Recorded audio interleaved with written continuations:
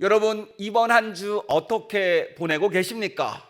저는 지난주일 설교, 지혜 없는 자가 되지 말고 지혜 있는 자처럼 살아라 라는 이 말씀을 붙잡고 한 주를 살아가고 있어요.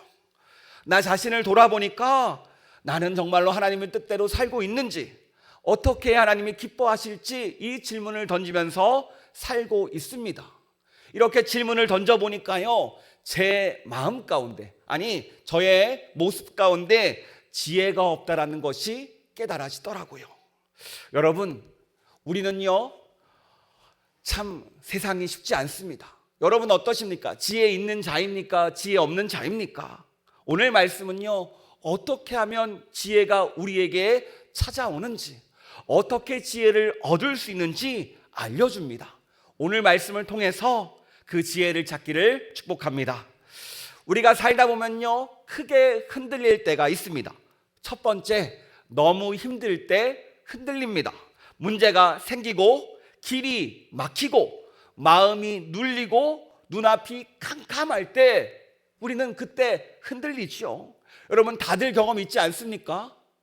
또 두 번째, 의외로 내가 잘 나갈 때 흔들립니다. 분명히 어려울 때는요, 하나님을 잘 찾았어요. 급할 때는요, 기도했고요, 문제가 생기면 심지어 금식까지 했습니다. 눈물도요, 시시때때로 이 성전에 나와 흘렸습니다. 그런데 조금 평안해지니까, 조금 내 삶이 풀리기 시작하니까 숨통이 트이면서 마음이 느슨해집니다. 이렇게 점점 기도가 줄고 마음의 긴장이 풀리면서 나도 모르게 하나님 대신에 그동안 내가 경험했던 나의 판단들, 내 경험을 더 의지합니다. 문제는 그때부터 내 삶이 또 흔들리기 시작한다는 거예요. 내 삶을 다 이뤘는데 그 이뤄놓은 것들이 무너지기 시작합니다. 오히려 이렇게 형통할 때 우리는 더 무너지기 쉽습니다. 오늘 바로 이 모습이 오늘 본문에 나오는 히스기야 왕의 모습입니다. 히스기야는요, 위기 가운데 놀랍도록 지혜로웠습니다. 하지만 형통 앞에서 어리석어졌어요. 위기 앞에서는 무릎을 꿇었는데 평안 앞에서는 하나님보다 나를 앞세우기 시작합니다. 오늘 말씀은요, 우리에게 묻습니다. 네가 보기에는 어떤 사람이 지혜로운 사람이니? 여러분, 상황이 빠른 사람이 지혜로운 사람일까요? 말 잘하는 사람이 지혜로운 사람입니까? 경험 많은 사람이 지혜로운 사람입니까? 아니면 세상적으로 계산 잘하는 사람이 지혜로운 사람이에요? 오늘 말씀은 말합니다. 아니야. 지혜로운 사람은 어떤 순간에도 하나님을 놓지 않는 사람이야. 이것을 믿으십니까? 여러분, 이 말씀 붙잡고 오늘 이 저녁 함께 은혜 나누기를 원합니다. 우리가 먼저 화면을 함께 먼저 보도록 하겠습니다. 네, 화면을 보시면요, 기원전 701년 히스기야 왕과 남유다 백성들이 마주했던 아주 숨막히는 현실을 경험합니다. 당시 고대 근동의 패권, 바로 아수르가 가지고 있었지요. 이들은 이미 동북쪽 북이스라엘을 잔혹하게 짓밟고 멸망시켰습니다. 그리고 그 공포의 그림자가 북이스라엘을 멸망시켰으니까 남유다를 덮쳐요. 유다의 46개의 성읍이 불탔고 자신이 예루살렘 앞에 있었던 이 라기스라는 요새마저 처참하게 무너집니다. 이제 남은 것은요, 예루살렘 뿐입니다. 자, 그렇다면 유다가 유일하게 붙들었던 희망, 남쪽은 어디입니까? 남쪽에 뭐가 있어요? 애굽이 있어요. 애굽은요, 자신들을 든든히 지켜줄 거라 믿었습니다. 그런데 이사야 선지자의 경고대로 결정적인 순간에 애굽은 아무런 도움을 주지 않습니다. 그리고 그 중간에 무엇이 있어요? 예루살렘이 있습니다. 이 절체절명의 순간이 오늘 본문의 상황이에요. 이 상황 가운데 히스기야 왕은요, 아수르 왕 사네립에게 편지를 받습니다. 우리 다음 한번 보여주실래요? 마치 저런 상황이에요. 저기 막 적군이 몰려오고 있고 편지를 들었습니다. 자, 여러분 생각해 보세요. 어떤 편지를 받았을까요? 너희는 포위됐다.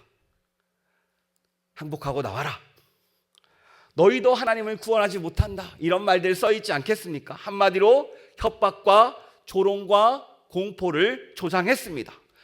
유다의 백성들까지 마음이 무너진 상태로 모두를 좌절시키는 편지였어요. 왜냐하면 그동안 아수르가 지나간 그 자리에는요, 언제나 눈물과 폐허만 남았기 때문입니다. 우리가 수요 예배를 잘 들으신 분들은 우리 김태민 목사님 통해서 우리가 지도를 통해서 그동안 쫙 봤죠. 이제는요, 이제 남유다 차례가 되었습니다. 다 끝난 것 같아요. 사실 우리도 오늘 히스기야 같은 상황을 맞이합니다. 우리가 살면서 비슷한 상황을 경험해요. 쉽게 적응해 보면요, 매달 찾아오는 우리의 카드값들이 있습니다. 고지서도 얼마나 답답한지요. 신기하게 월급 통장에 돈이 들어갔다 사라집니다. 회사에 나갈 때는 어떻습니까? 원치 않은 말 한마디가 나의 마음을 핥혀놓고요. 병원에 갔는데 아무도 예상치 못한 진단을 받을 때도 있습니다. 때로는 자녀들이 사고를 쳤는지 사건 사고 소식이 끝나지 않습니다. 그런데 여러분, 문제는 우리가 편지를 받은 것, 이 문제의 편지를 받은 것이 아니라는 거예요. 더 중요한 것은 이 편지를 받고 어떻게 반응하느냐, 이것이 더 중요합니다. 오늘 히스기야는요, 이 편지에 즉각적으로 감정적으로 반응하지 않습니다. 다 내려놓고 어디로 갑니까? 히스기야는요, 성전으로 올라갑니다. 우리 함께 14절 말씀 같이 읽도록 하겠습니다. 시작.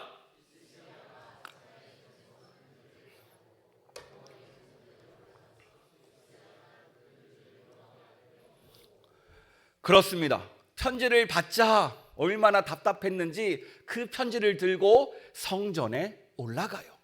여러분, 이것이 바로 지혜입니다. 지혜로운 사람은요, 문제를 안 만나는 사람이 아닙니다. 문제를 만났을 때 어디로 가야 되는지를 아는 사람이 바로 지혜 있는 사람이라는 거예요. 우리 옆 사람 축복해 볼까요? 당신이 지혜로운 사람입니다. 금요일 이 저녁 이 자리에 모인 게 지혜로운 사람이라는 거예요. 우리가 어디로 가야 되는지, 이 문제를 가지고 어떤 자리로 나와야 되는지 아는 사람이 바로 지혜로운 사람입니다. 사실 우리는요, 문제를 만났을 때 우리의 영적 상태가 드러나지요. 보통 우리가 위기를 만나면요, 나도 모르게 입에서 불평과 불만이 터져 나옵니다. 왜 나만 이러냐? 나에게 왜 이런 일들이 생기냐? 어떻게든 내 힘으로 풀어보려고 하지만, 내 인맥을 동원하고 내 능력을 동원하지만 쉽게 풀리지 않습니다. 문제는 내 마음대로 안 되니까 술을 찾고 세상을 찾고 감정에 끌려다녀요. 이 감정을 풀어내지 못합니다. 세상이 나를 이렇게 만들었다고, 시대가 나를 이렇게 만들었다고 원망과 불평과 그 한탄 속에서 술을 놓지 못하고 술 속에 빠져 살아가요. 그런데 지혜로운 사람은 어떻습니까? 그렇게 살지 않는다는 거예요. 무엇이 다릅니까? 이 문제 가운데 다른 곳이 아니라 성전에 찾아가 기도하는 사람이 진짜 지혜로운 사람이라는 거예요. 그러니까 이 기도라는 것은요, 내가 하고 이것저것 해봐서 안 돼서 오는 것이 아니라 가장 먼저 이곳에 오는 것, 이것이 바로 기도라는 거예요. 이게 바로 지혜고요. 그러니까 이 기도는요, 하나님을 믿는 우리의 첫 번째 반응이 되어야 됩니다. 자, 따라해 볼까요? 문제를 만나면 이 자리를 찾아라. 여러분, 이 금요일 저녁이 왜 우리가 있습니까? 힘들고 어려운 이 한 주간의 삶 가운데 이 자리에서 주님께 우리의 문제를 내어놓고 주님께서 우리를 풀어주시고 도와주심을 경험하는 은혜의 자리인 줄 믿습니다. 에베소 5장 15절 17절에 이렇게 말하죠. 우리 같이 읽도록 하겠습니다. 그런즉 너희가 어떻게 행할지를 자세히 주의하여 지혜 없는 자같이 하지 말고 오직 지혜 있는 자같이 하여 세월을 아끼라. 때가 악하니라. 그러므로 어리석은 자가 되지 말고 오직 주의 뜻이 무엇인가 이해하라. 우리가 지난 주일 말씀이었죠. 너무 잘 아는 말씀입니다. 여기서 자세히 주의하는 게 무엇입니까? 아무렇게나 대충 살지 말라는 뜻이에요. 세상이 흘러가는 방향에 나를 맡기지 말라고 했습니다. 왜요? 지혜 없는 사람은요, 반사적으로 움직입니다. 감정에 휘둘립니다. 눈앞의 문제에 끌려다니는 사람이 바로 지혜 없는 사람이기 때문입니다. 하지만 지혜 있는 사람은 달라요. 문제를 만나고 상황을 만나면 하나님께 묻습니다. 하나님, 이 일 어떻게 봐야 됩니까? 하나님, 지금 이 상황 가운데 내가 무엇을 해야 됩니까? 이 기도의 자리로 나와서 이것을 묻는다라는 거예요. 보세요, 오늘 히스기야도 역시 자신의 문제를 가지고 하나님께 나와서 기도합니다. 그리고 편지를 쫙 펼쳐놔요. 마치 하나님께서 이 편지를 읽으라는 듯이 그 편지를 펼쳐놓습니다.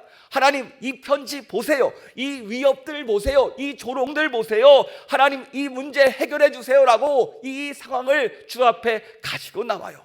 그렇습니다. 우리에게 지혜가 있는 사람이 되기 위해서는요, 이 모든 문제를 하나님 앞에 가지고 나올 줄 알아야 돼요. 따라해 볼까요? 힘들면 힘들다고 해야 된다. 아프면 아프다고 해야 된다. 이게 바로 건강한 사람입니다.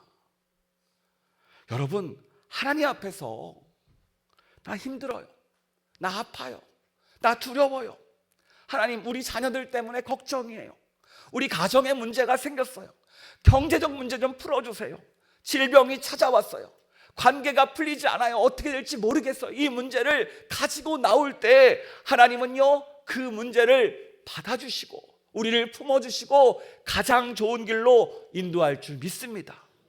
하나님이 원하시는 게 이 자리입니다. 이게 바로 지혜라는 거예요. 제가 이번 한 주간 지혜 없으면 계속 묵상하는데 이런 마음을 줬어요. 너는 지혜 없으면 기도해야지, 기도해서 받아야지, 이런 마음을 계속 주시는 거예요. 여러분, 마찬가지입니다. 이 땅의 삶은요, 우리 혼자 살아가지 않아요.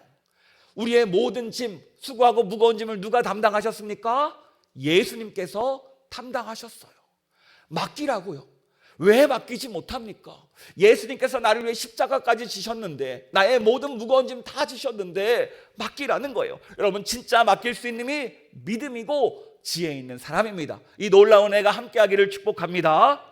자, 그렇다면 히스기야는 어떻게 기도할까요? 우리 15절 말씀 이해하기 쉽도록 세 번역으로 읽도록 하겠습니다. 시작.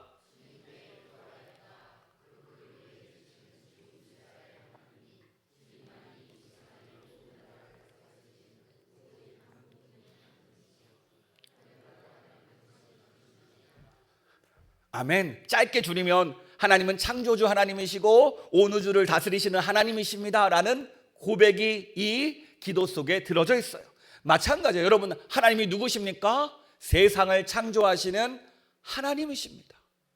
나의 머리털까지도 아시는 분이에요. 온 우주를 다스리시는 분이 누구세요? 하나님이세요. 하나님께 문제를 가지고 나오는 것 정말 지혜로운 선택입니다. 그리고 신기한 것은요, 기도하면은 기도의 능력을 경험합니다. 여러분, 기도의 능력이 무엇일까요? 기도는요, 내 시선이 아니라 하나님의 시선으로 이 문제를 바라보게 합니다. 지금 상황을 보면요, 남유다에게는 절망밖에 안 남았어요. 눈을 뜨고 딱 보면요, 사방이 앗수릅니다. 더 이상 희망이 없어요.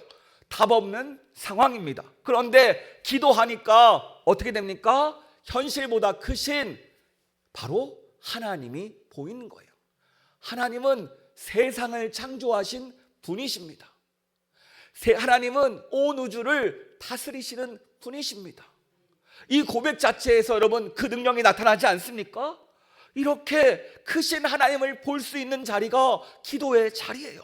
바로 오늘 우리가 이 자리에 나왔잖아요. 이 자리가 바로 그런 능력의 자리라는 겁니다. 그렇습니다. 이렇게 기도하면요, 먼저 우리의 시선을 하나님은 바꿔내세요. 기도하기 전에는 문제가 커 보이고 환경이 더 커 보이고 내 약함이 되게 크게 드러났는데 기도해 보니까 어떻습니까? 그동안 막혔던 그 먹구름이 쫙 열리면서 크신 하나님이 보이기 시작합니다. 다시 하나님이 보이기 시작하면서, 하나님의 살아계심이 보이기 시작하면서 다시 한번 하나님의 능력을 의지하게 되는 거예요. 그러면서 이 상황을 내가 아니라 영적인 눈으로 해석하게 됩니다. 우리 16절과 17절 말씀 우리 계속 이해하기 쉽도록 세 번역을 읽도록 하겠습니다. 주님 귀를 기울여 들어주십시오.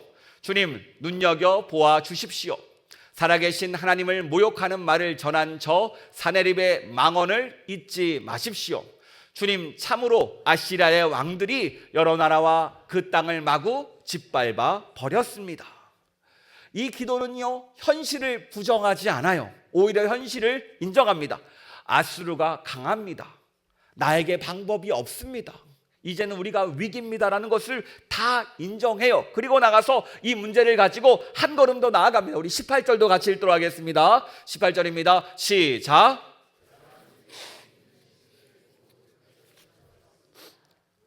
그것들은 참신이 아니라 다만 나무와 돌로 만든 것이었기에 아시리아 왕들에게 멸망당할 수밖에 없습니다. 그래요. 히스기야는 지금 봅니다. 그래요. 지금 아수르가 강합니다. 그런데 그들이 정복한 땅은 그냥 우상들을 섬기는 땅이었습니다. 그런데 하나님이 다스리는 이 땅은 다르잖아요. 우리가 믿는 하나님은 다르잖아요. 우리는 살아계신 하나님을 믿습니다. 이것을 기도 가운데 고백하고 있습니다. 여러분, 살아계신 하나님을 믿으십니까? 정말로 그들이 믿던 신과 우리 하나님이 다르다는 것을 인정하십니까? 여러분, 우리는 이 믿음이 있어야 돼요. 제가 자꾸 현상만 바라보지 말라는 것은요, 많은 이단들 가보면요, 옆에 하나님의 성에 가면은 어머니 하나님을 보면서 눈물 흘리면서 예배를 드려요. 똑같은 찬양을 부르면서, 똑같은 노래를 하면서, 똑같은 별씀을 보면서 하나님의 대상이 다를 뿐입니다. 여러분, 우리가 믿는 하나님은요, 이 세상을 창조하시고 온 우주를 다스리시는 하나님이십니다. 더 나아가서 나를 위해서, 나의 죄를 위해서 십자가 지으신 하나님이세요. 이분이 바로 예수님이시죠. 우리가 믿는 이 구원의 소식만이 그들과 우리의 차이일 뿐입니다. 그런데 요한계시록에도 나오지만 많은 각자의 현상들이 똑같이 나타나요. 여러분, 왜 사람들이 신천지에 빠집니까? 그곳에도 기적이 있어요. 기적이 일어나요. 귀신이 역사해요. 똑같이 현상으로. 그러니까 그곳에 빠져듭니다. 현상이 보이니까. 이게 말세에 일어날 일들 중에 하나입니다. 단 하나 차이가 뭐예요? 예수님을 믿느냐 안 믿느냐. 그만큼 복음이, 말씀이 우리의 중심이 돼야 되는 거예요. 그래서 지혜로운 사람은요, 현실만, 현상만 보고 판단하지 않아요. 오늘 히스기야처럼 하나님의 시선으로 이 현실을 바라봅니다.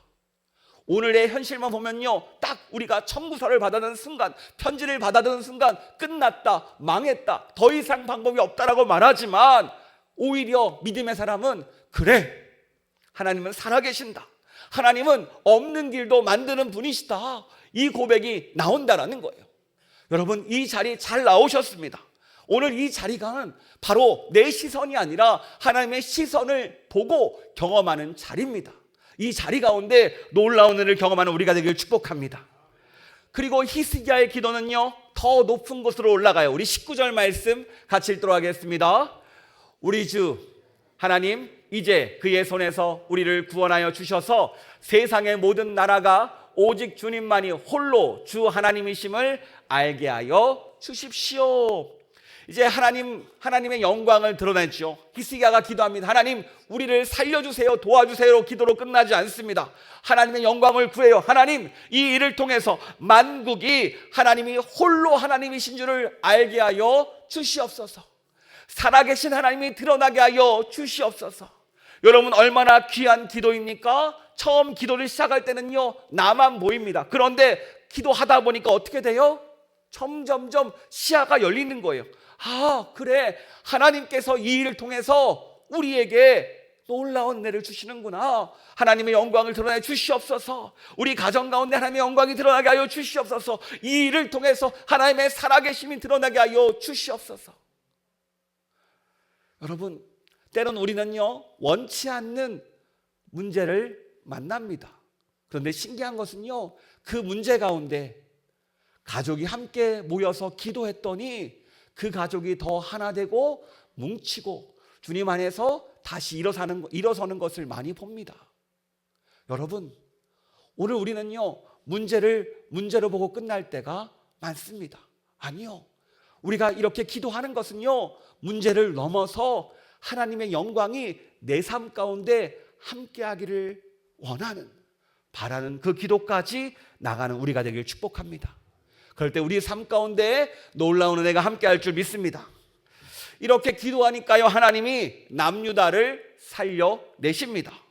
이 전쟁 아수르가 100% 이길 것 같았는데 결국 승리는 누구에게 달려 있습니까? 하나님에게 달려 있어요. 사람의 계산이 아니라, 사람의 판단이 아니라 하나님의 손에 의해서 예루살렘을 지킵니다. 문제는 그 다음이에요. 우리가 통장이 비었을 때는 기도하죠. 하나님, 이번 달 막막합니다. 채워주세요. 하나님, 길을 열어주세요. 사업 가운데 도와주세요. 정말 간절하게 기도합니다. 그런데 조금 채워지고 조금 숨통이 트이고 문제가 해결되면 어떻게 됩니까?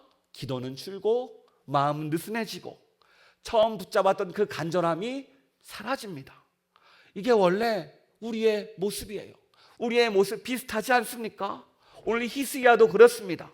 위기 앞에서 하나님께 엎드렸는데 잘 풀리니까 어땠습니까? 마음의 경계를 놓기 시작해요. 히스기야가요, 죽을 병에 걸렸습니다. 그런데 하나님께서 그의 기도를 들으시고 무려 15년이나 더 살려주셨어요. 응답도 받았고 은혜도 받았고 살아났어요. 그런데 그 다음에 어떤 일이 벌어집니까? 바벨론에서 사제혈단이 찾아오니까 히스기야는 어떻게 합니까? 자신의 그 회복된 모습을 보여주면서 보물고와 은금과 향품과 무기고까지 모든 것을 자랑합니다. 그냥 너무 풀어진 나머지 다 보여줘요, 적국에. 요즘으로 말하면 요즘 이란과 미국이 전쟁 중이죠. 우리가 이란이라면 우리 무기가 어디 있는지 그 땅굴을 다 순회시켜 준 거예요. 그럼 어떤 일이 있겠습니까? 다 적들에게 알려졌겠죠. 이런 상황입니다. 왜 이렇게 됐을까요? 다른 게 아니에요. 이 문제 가운데 잘 풀리니까 한 가지 하지 않은 게 있어요. 무엇일까요? 아팠을 때는 뭐 했어요? 기도했어요. 그러니까 잘 풀리니까 어떻게 해요? 기도하지 않아요. 차이는 이거밖에 없습니다. 우리가 기도를 놓아버리는 순간 얼마나 어리석게 되는지 오늘 말씀은 알려줍니다. 그러니까 지혜로운 사람은 기도하는 사람입니다. 하나님께 묻는 사람이에요. 여러분, 우리는 나도 모르게 이 기도를 놓아버릴 때가 많습니다. 특히 내 문제가 해결되면요. 여러분, 우리는 어떻습니까? 문제가 생길 때만 기도하지 않습니까? 힘들 때만 기도하지 않습니까? 물론 그것도 잘하는 거죠. 그런데 정말 믿음의 사람은요, 형통할 때도 하나님을 붙잡는 사람입니다. 여러분, 형통할 때 하나님을 붙잡으면 어떻게 될까요? 더 형통하죠. 간단한 원리입니다. 형통할 때도 더 붙잡고 여러분 더 큰 형통을 누리시기 바랍니다. 우리가 조심해야 될 것은요, 고난만이 아니라는 거예요. 성공도 조심해야 되고 응답도 조심해야 되고 평안도 조심해야 되고 익숙함도 조심해야 됩니다. 왜냐하면 이 사단은요, 눈물의 날만 노리는 것이 아니라 평안의 날도 노리기 때문입니다. 그래서 이사야 선지자는요, 이런 히스기야를 향해서 이렇게 말합니다. 20장 17절 18절 말씀 같이 읽도록 하겠습니다. 시작.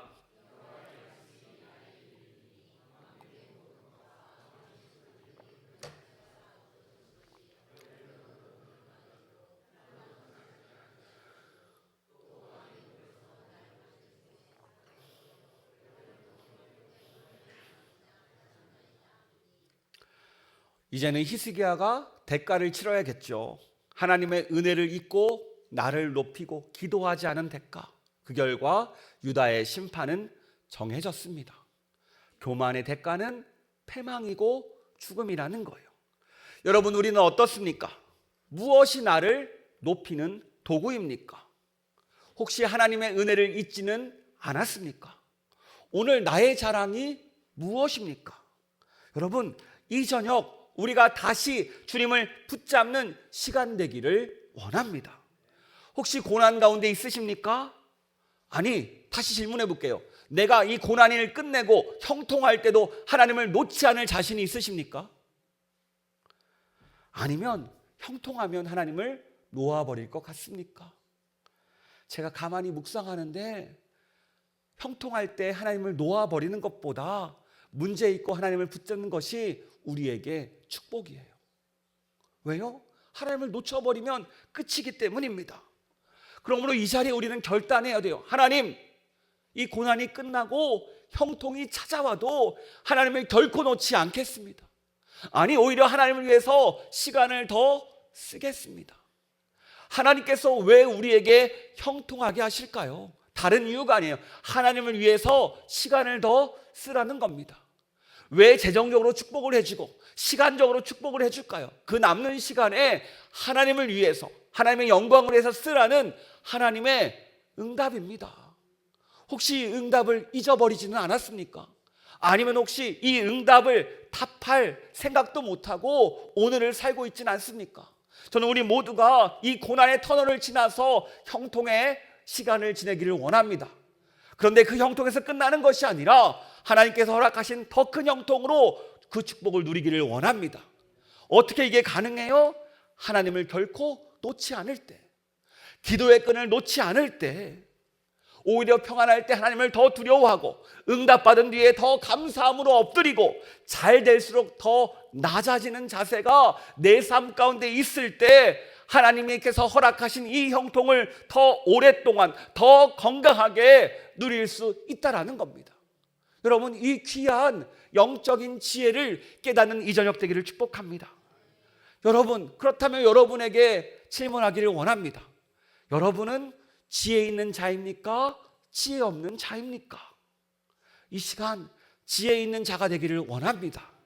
하나님을 의식하고 하나님을 의지해서 하나님의 그 뜻 가운데 하나님과 동행하며 살아가는 우리가 되기를 축복합니다.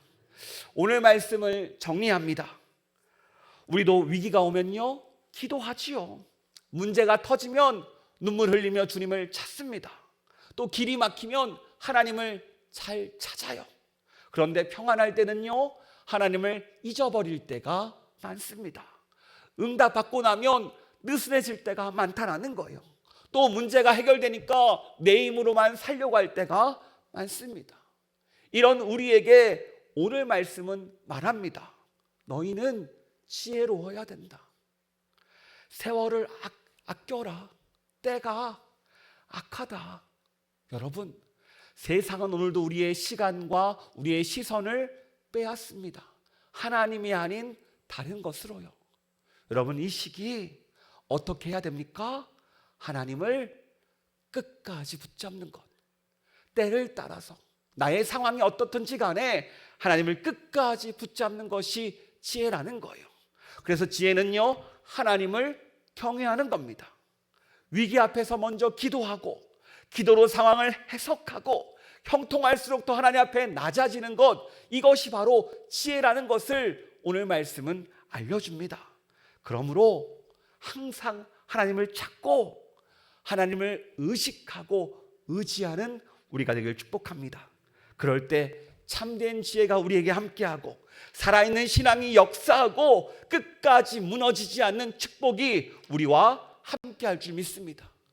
이 저녁 다시 한번 기도의 영이 부어져서 우리가 기도할 때 하나님을 향한 그 경외함이 살아나게 될 것이고, 우리가 기도할 때 하나님께서 막혔던 문제들이 풀릴 것이고, 우리가 기도할 때 하나님께서 우리에게 다시 한번 축복의 문을 열어줄 줄 믿습니다. 이 은혜가 우리 가운데 함께하기를 축복합니다.